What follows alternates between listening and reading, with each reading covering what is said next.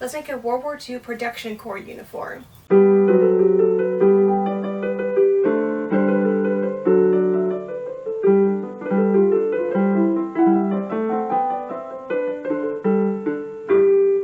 Hi everyone, my name is Caitlin, and on this channel we teach old-fashioned sewing skills and try to copy originals when we can.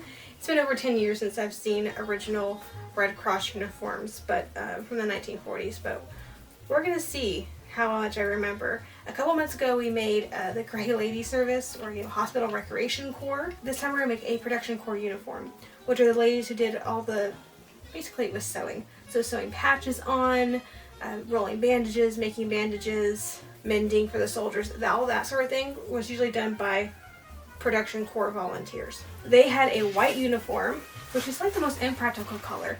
Like if you're like volunteering, I get sewing isn't really messy, but threads and all that, it shows on everything. So like, why a white uniform is what I would like to know. This is also the largest corps, well over 1 million members. I forget the exact number. I'll put it on the screen for you. But yeah, I have some white Kona cotton. And then the trim for Production Corps is, they call it dark blue. It's I've seen enough originals. It's navy. It's a dark bluish navy. And then I have my patches here.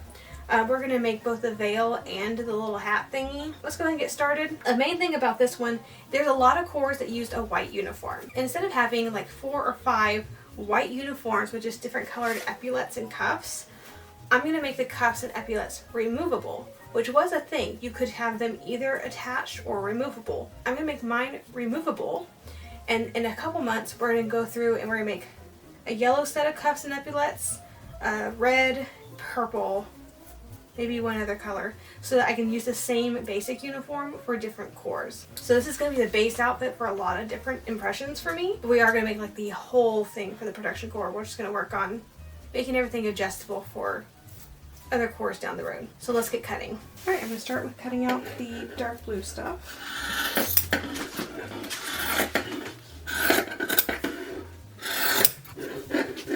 The pattern I'm using is a very heavily modified 1940s nurse uniform from Mrs. Depew.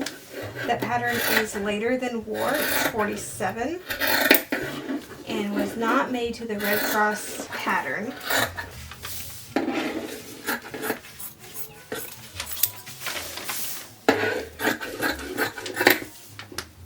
Alright, I'm starting with sewing the patches on the caps, mostly because the caps were on top, and I feel like it's going to be easier for me to just work my way down all the pieces, which means things are going to be done kind of out of order for this video, which is fine.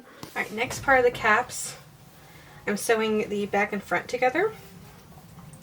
So of course we're doing a cap C-O-I-F. I think it's pronounced coif. I've also heard it pronounced cough. Which I guess could also be right. And of course we're doing the veil. And essentially they have the same front piece, which is what we're sewing together right now. Just back to front, right sides together.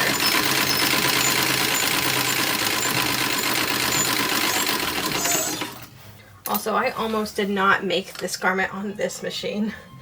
So I like to use this machine for 1940 stuff because it's a treadle and it goes fast.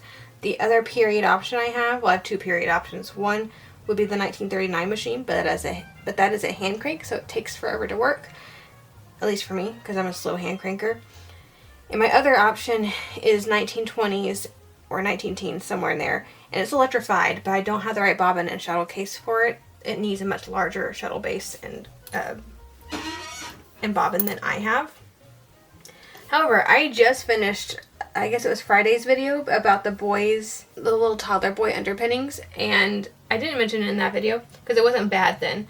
But when I was treadling, I was just about finished with that project, I guess there was a very large sewing needle, about that big, it was a pretty thick one, lodged near where the treadle base is, and it jammed eye first into my foot, which is just one of the hazards of sewing. It happens sometimes.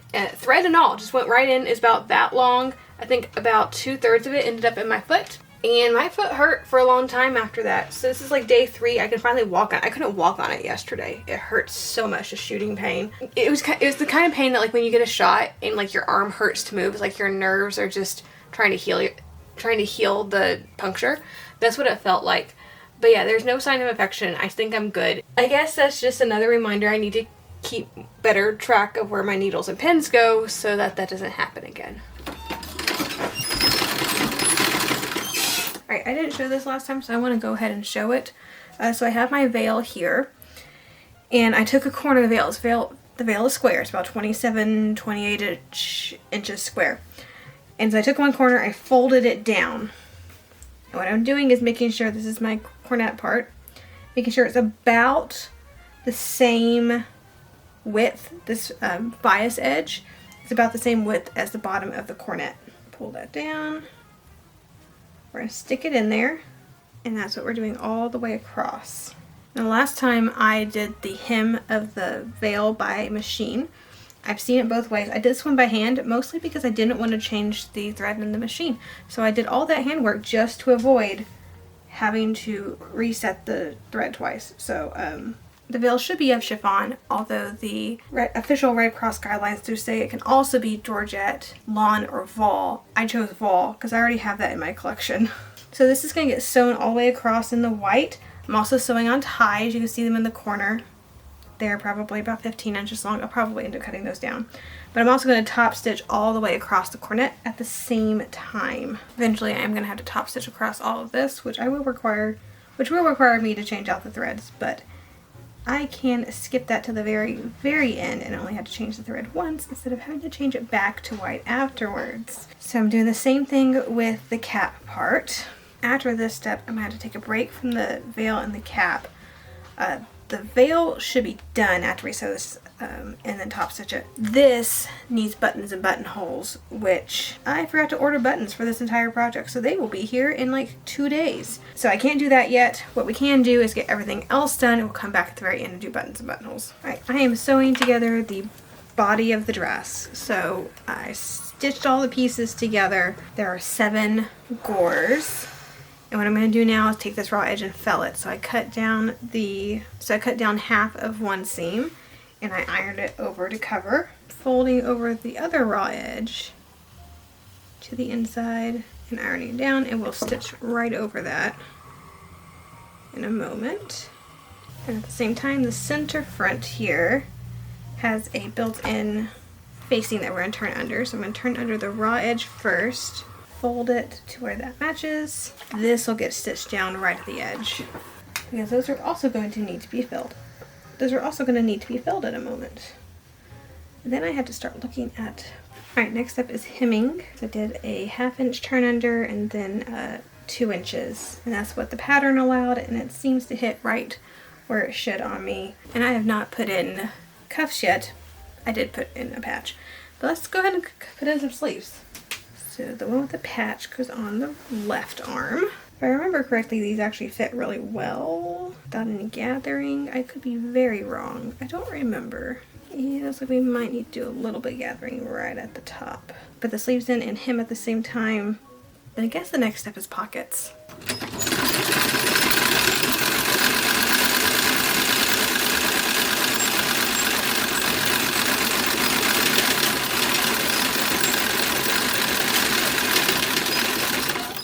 And now pockets. I get 3 pockets.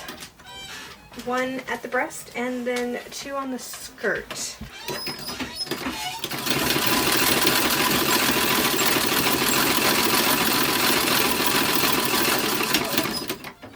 The breast pocket's where the little cross goes, and then also the service pin for production core will go right here as well.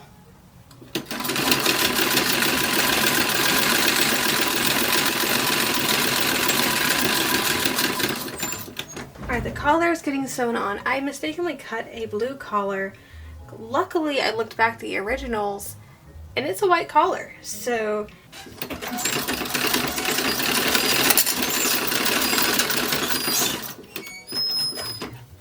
and then the same seam, I'm going all the way down the front of the dress. There it is. As a top stitch, because you do see that in originals. You see it top stitched all the way down. So I'm doing that as well.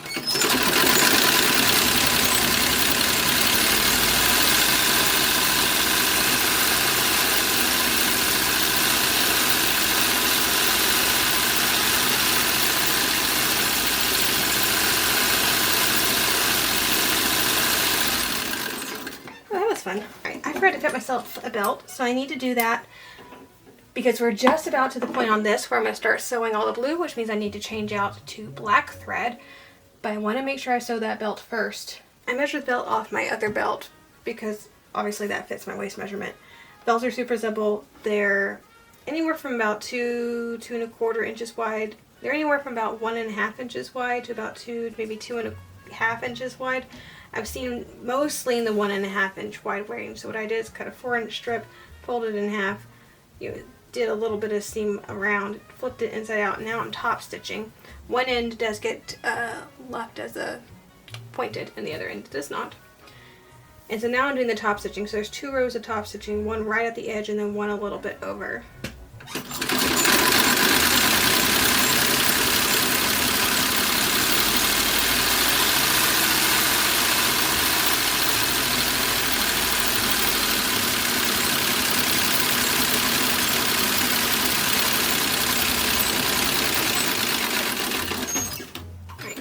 Belt is going to get left to the side. Again, I don't have buttons yet, so I don't want to do anything regarding buttons and buttonholes until I get those in. And I did forget that we need to do the cuffs and such. Well, I knew about the cuffs. Forgot that I had to finish off the edge of the long sleeves, and I hate doing that. It was not fun last time. Mostly because I don't have a pattern and I'm looking at a picture going, yeah, I guess this is right. So this will be fun. Alright, I'm not going to go into super detail about how to do these cuffs in this video for time purposes. I will in the next one, which will probably be canteen service. But essentially there's a smaller cuff on this side and then there's a decorative little, I call it a tab cuff because it has that little design that mimics the belt, I guess. So it all matches.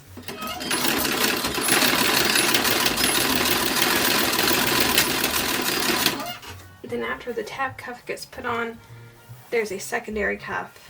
And this one is white, but then we have a cuff over that that's going to be blue. And that one I'm going to snap on so it's removable. Alright, we're winding down on machine work, so these are the cuffs, which I'm not entirely sure how I would want to put them in.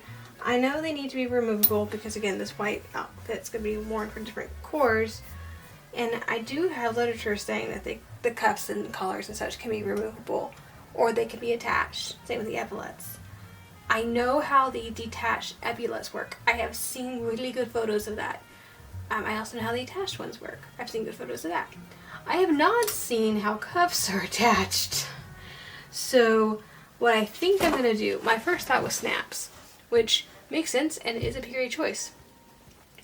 Right now, I think I'm going to whip it in, and then when I get better research, and when I research more and I figure out the correct answer, then we can do whatever they actually did. But I think I am going to whip them in for now.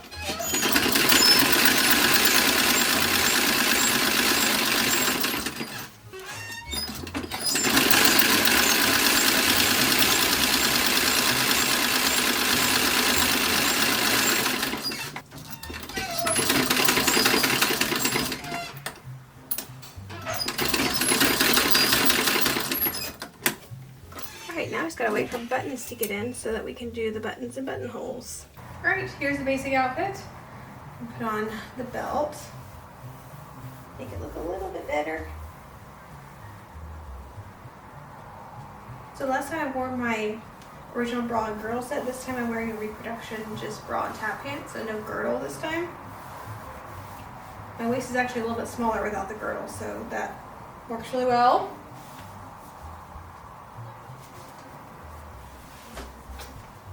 Let's maybe start with the veil, the early war.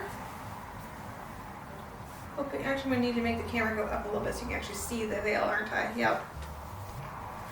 Can I do it a little bit close up so I can actually see? I think so. I think so.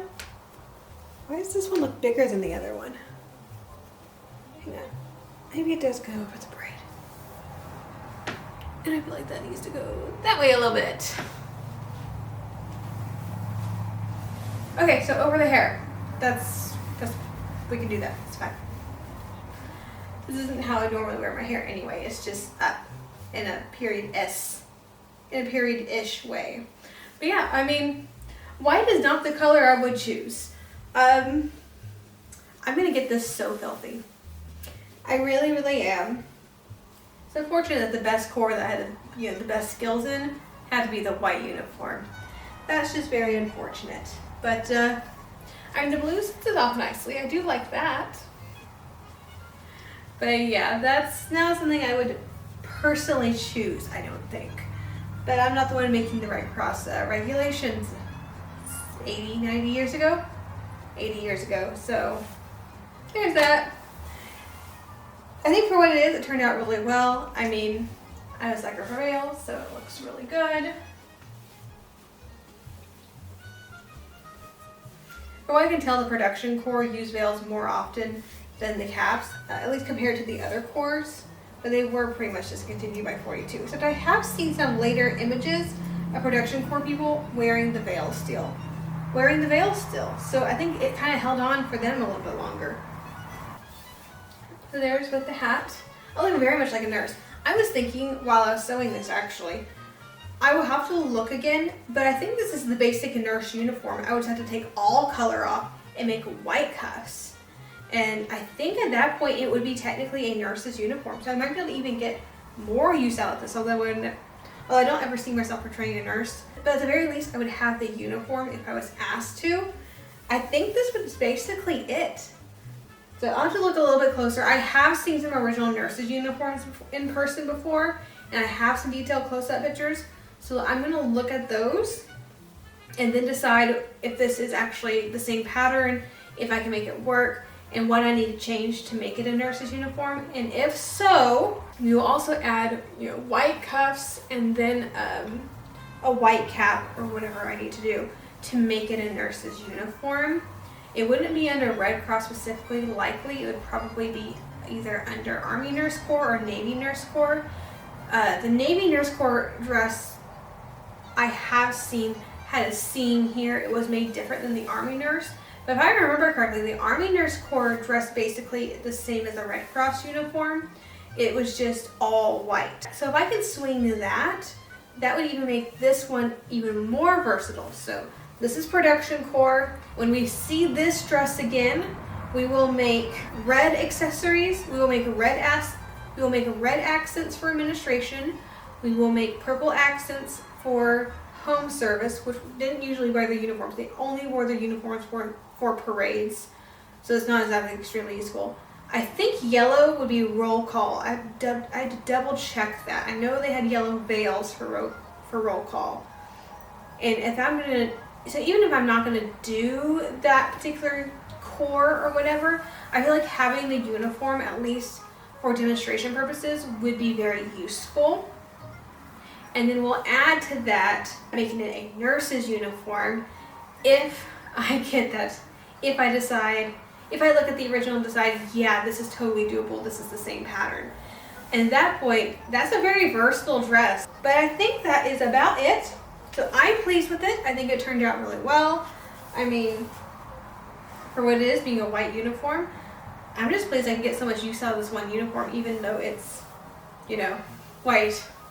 But it's because it's white that I can have all the use out of it. Alright, real quick, actually. So I've already done the end filming and all of that, but I realized afterwards I didn't wear my pen. There it is. See, that would be the pen. And it literally just sits there like that. I've seen a couple of them like on the lapels and that sort of thing, but as far as I can tell, regulations state that they need to be here. And most of the originals I've seen have been here. So that's where I'm going to wear mine. It adds a little bit more color, which is super helpful. But I think that's just about it. So if you enjoyed the video, please like, subscribe to the channel. Click that little bell notification so you're notified anytime I upload a new video. And as always, have a fantastic week, and I'll see you back here in the next video.